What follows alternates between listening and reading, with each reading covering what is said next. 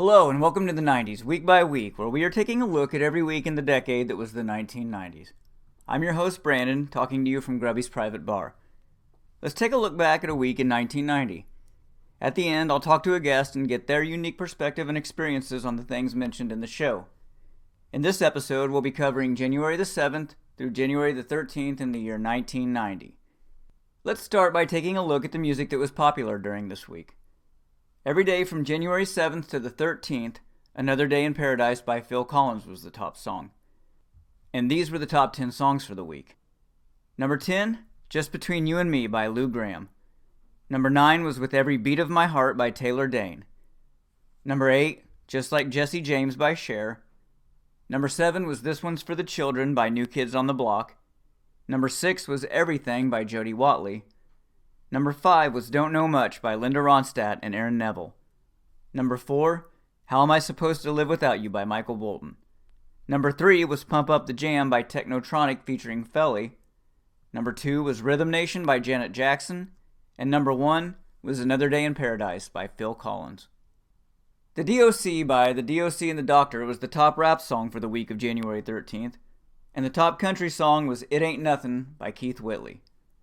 Also in music the second week of January 1990, on January 8th, Nothing Compares to You, which was written by Prince and sung by Sinead O'Connor, was released, as well as Escapade by Janet Jackson. And on January the 13th, Can't Touch This by MC Hammer was released. The top movie for each day between January 7th and the 13th in 1990 was Born on the 4th of July.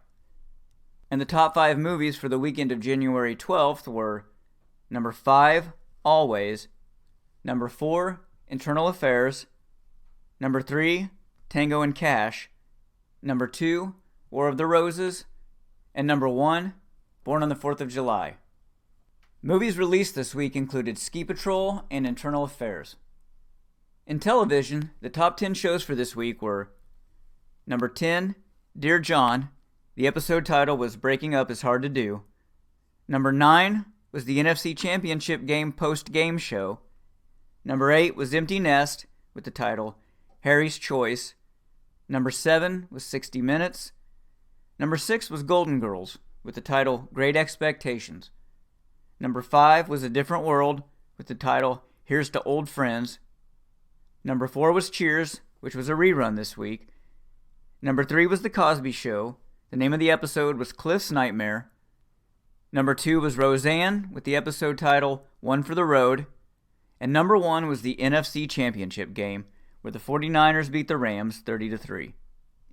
On Saturday Night Live, Ed O'Neill was the host, and Harry Connick Jr. was a musical guest. It was on season 15, episode 10, and among the skits were a Wayne's World episode with the public service announcement on drunk driving, and Dana Carvey as Angry Old Man. Guests on the Arsenio Hall show this week were, on January 8th, Fred Dreyer and Shayna Reed. January 9th, Milton Berle and Paula Abdul. January 10th, Willem Dafoe, James Earl Jones, and Patti LaBelle. January 11th, Bronson Pinchot and Emo Phillips. And then January 12th, Anthony Edwards, Forrest Whitaker, and MC Lyte were on. On Quantum Leap this week, Sam jumps into a single mom in early 1980s Arizona and is tasked with stopping the disappearance of her teenage son. As an added challenge, Sam and Al discovered that the toddler-age youngest daughter can see both of them. This week's episode of Star Trek The Next Generation was called The Hunted. In it, the Enterprise is enlisted to help recapture an escaped prisoner from a planet that is applying to the Federation. Picard and crew learn that the term prisoner is being used loosely and end up second-guessing their role in the incident. Married with Children was on the 13th episode of the 4th season and aired on January the 7th. It was titled Who Will Stop the Rain, and in it there's a leak in the roof that Al resolves to fix himself. On USA Up All Night this week, Sweet Sugar was the feature film and Gilbert Gottfried was the host. Also of note this week in 1990 in the world of television, on January 8th, Deborah Norville debuted as co-anchor of the Today Show on NBC, succeeding Jane Pauley alongside Bryant Gumbel. And on January 10th, Time Warner was formed. On the cover of TV Guide for January 6 through 12 was Rock Hudson with the words, "Will America be shocked by rock?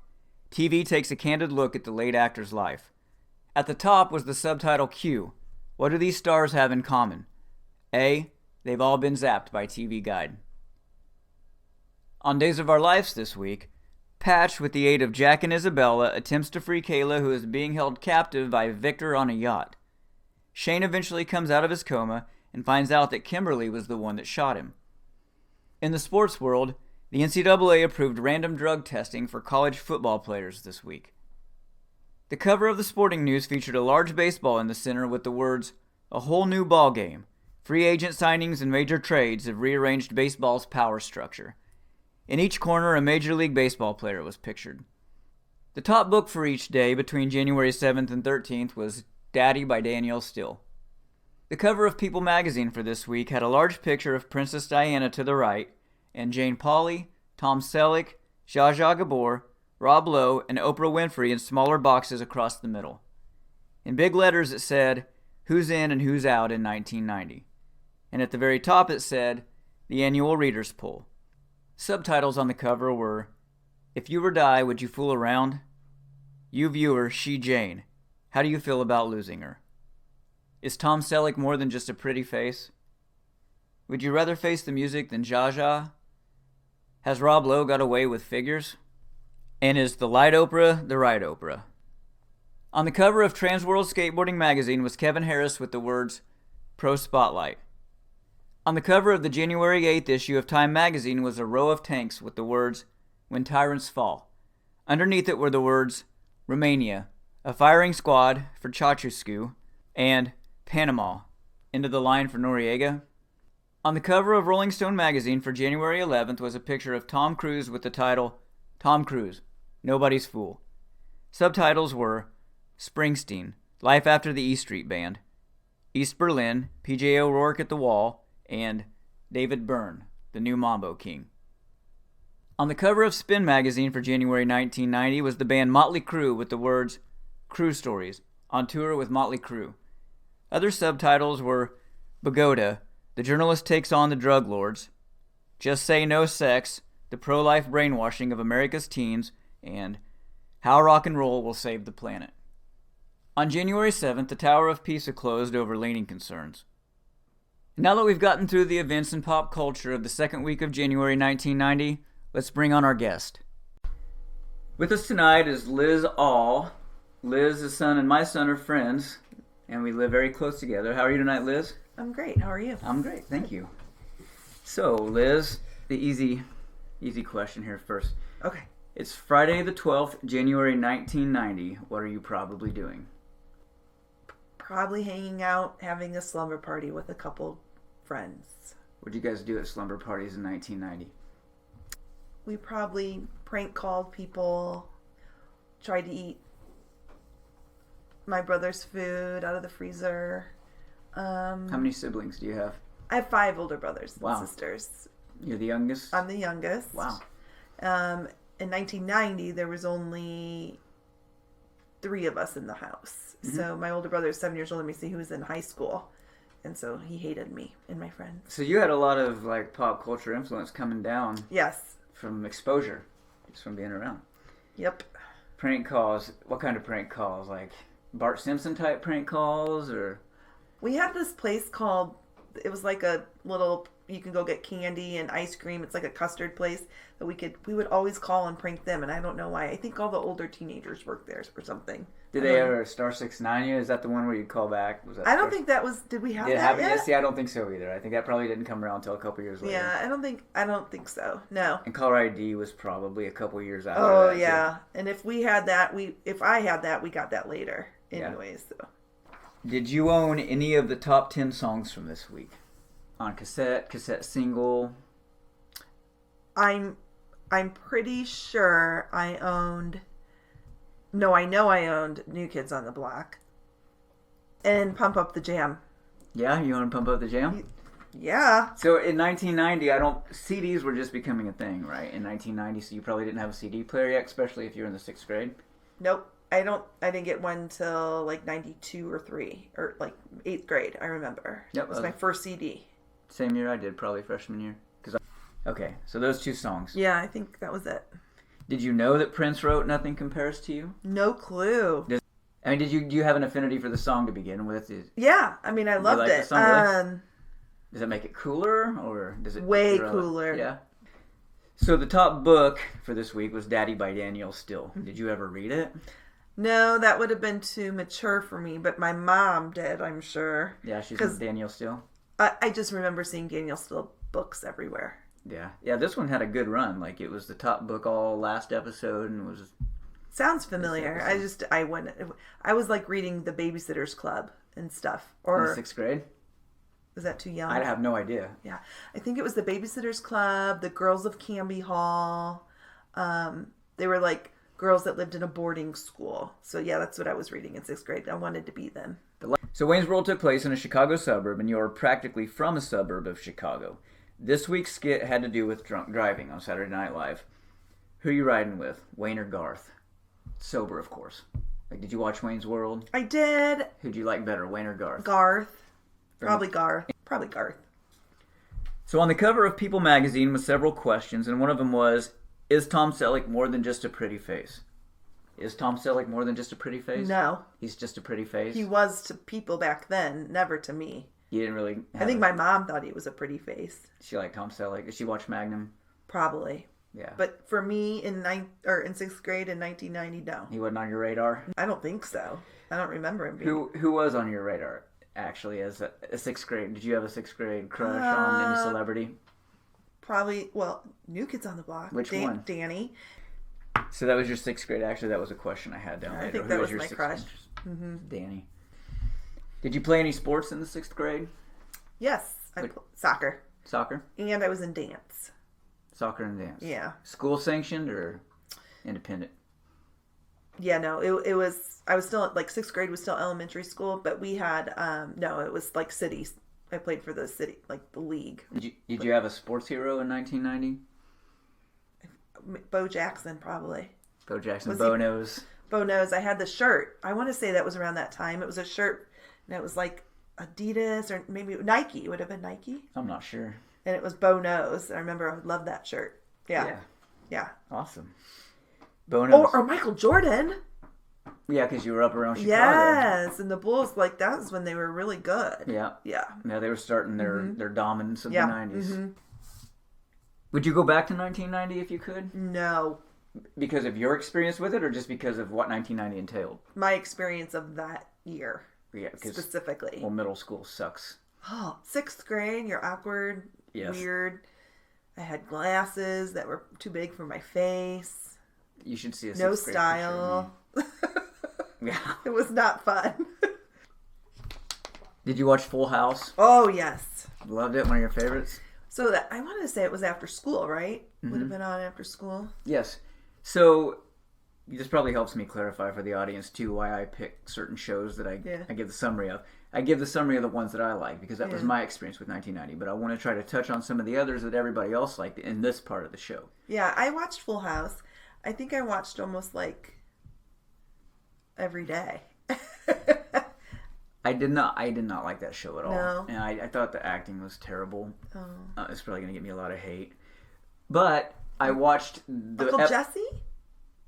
I'm going to be careful and not like give my my specific critique of all of them because I have a lot to say about Full House. Okay. But for this episode, I went and watched the episode that aired this week, the week that we're covering. Oh, okay. Okay. At some point, DJ is on the phone with Kimmy. Uh-huh. And they're both in her room. Like, Kimmy walks over with her cordless phone, on the phone with DJ, and goes up in DJ's bedroom, and they're both on the phone talking to each other, right? And I noticed that DJ's got a really awesome room. You know, what did your room look like in 1990? Lots of posters, I'm sure, of New Kids on the Block. I remember posters. I used to collect unicorns and, like, rainbows when I was little. I know that doesn't surprise anybody, and I probably had a lot of that stuff. And then that's about it. I don't remember anything too fancy. Posters. Did you have a teen line? What's that? You could add a line because you knew everything was landline. Yeah. And you could get a separate line added. And at the end of this episode, because Danny, is that the dad? Yeah. He's so proud of DJ for something good that she does that he gives her own line. Oh, no. So, yeah. Yeah, no. No, we had one phone with a long cord. Right.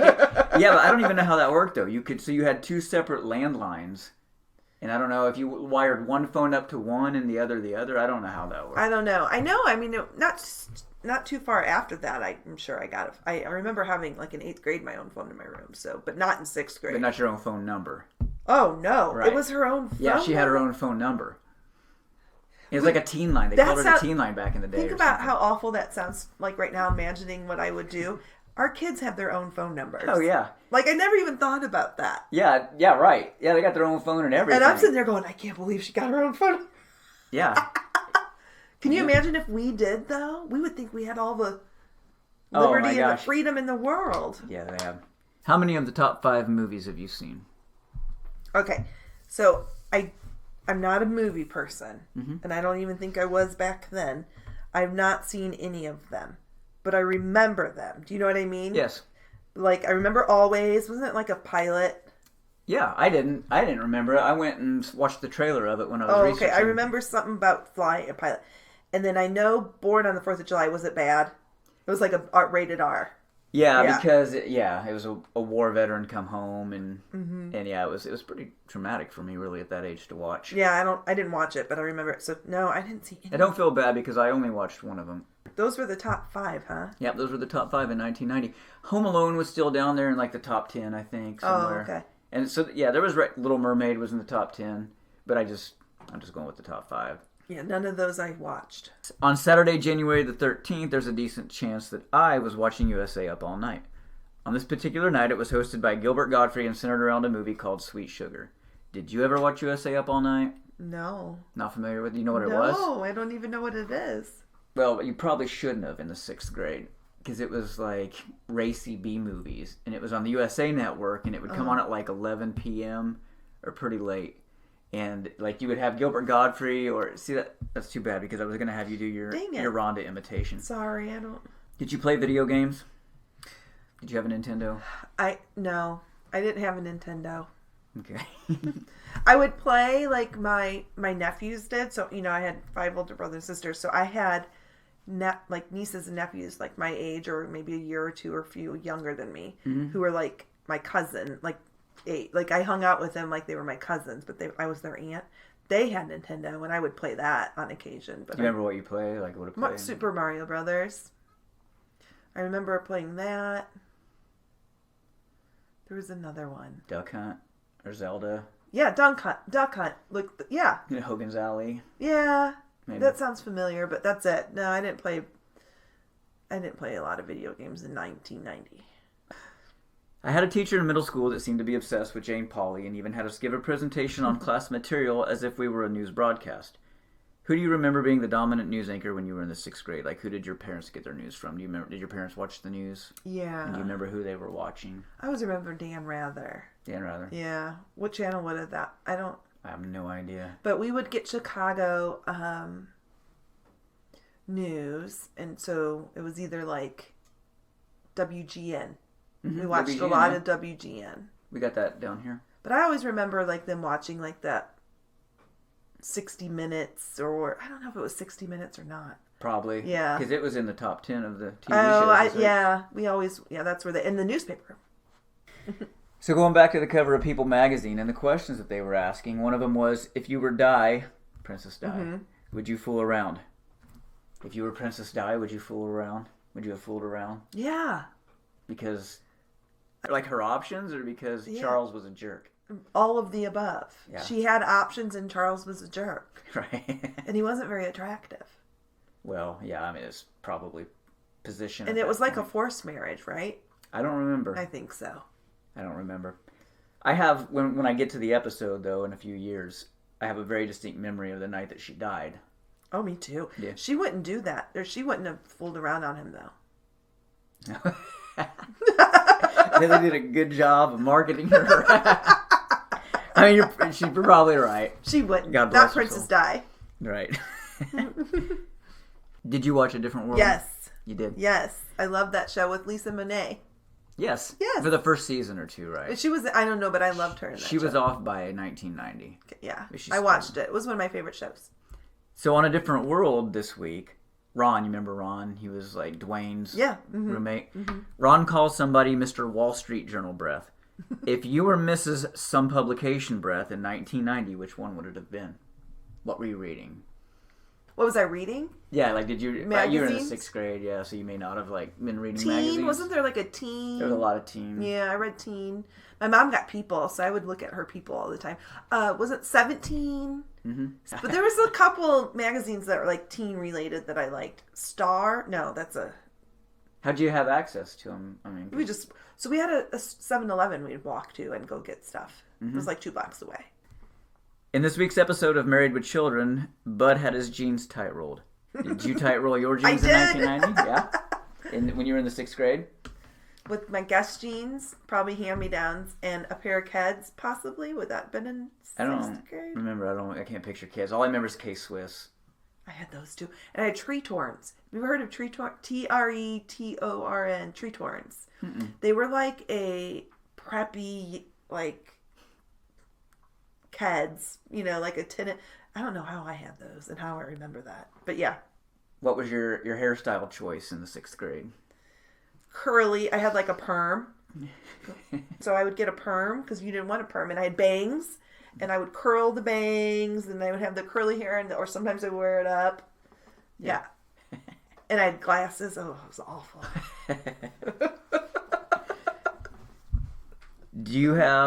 Did anything else in this episode invoke any memories? Do you remember anything mentioned in this episode? Married with Children. Mm-hmm. My dad would watch that, and I hated that show. Yeah, I did too. Hated it, and he would watch it, and I'd go, because thought I was cool, and I'd say, "Why do you watch this? It's so stupid." It took place in a Chicago suburb, though. I know, that's why my dad probably liked it. Yeah, because he loved his old style. My dad loved old style and smoked Viceroys and drank old style, just like Al Bundy. Well, see, there's some things that I didn't like in 1990 that I've went back and watched and actually enjoyed. Married with Children, I didn't, and I think it's because the acting's intentionally over the top. Yeah, I think that's why it bugged me. Yeah. Something was weird. Yeah, and I just can't get past that, and I think that was my issue with Full House, too. Which, there's just some of the acting is just, I get that. It feels just over the top on purpose. But I include Married with Children in my synopsis because it's very, very early 90s. On the cover of Spin Magazine, it said, Cruise Stories on Tour with Motley Crue. Have you seen The Dirt on Netflix? No. It's like a biography of Motley Crue, and there's a good portion of Motley Crue on tour and that. So were you into Motley Crue? I was. I was big into hair bands. Oh no. And heavy metal. You like any of them? I do, but only the older ones because my brother. But I like at this age, 6th, 7th, I started getting into like hip hop and rap. Okay. Yeah. Yeah. I went away from the hair band stuff. What rap and hip hop were you getting into in 6th grade? Salt and Pepper. I remember we had a pool, like a above ground pool thing. I remember doing like a dance in the pool to Salt and Pepper and a rap with my friends. I was listening to stuff I shouldn't have been listening to. Sir Mix-a-Lot, Eazy-E. Eazy-E, yep. And we would put my friend's room, we would put the cassette in.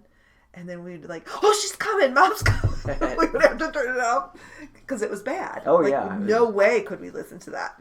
What about soap operas? Did you have a soap? I had 3. You had 3 soaps? So one of the things, like in the summer especially, but all school year, but when we were off, and that would have been right by like Christmas break, but All My Children, and then that was on at noon. And then at 1 was One Life to Live.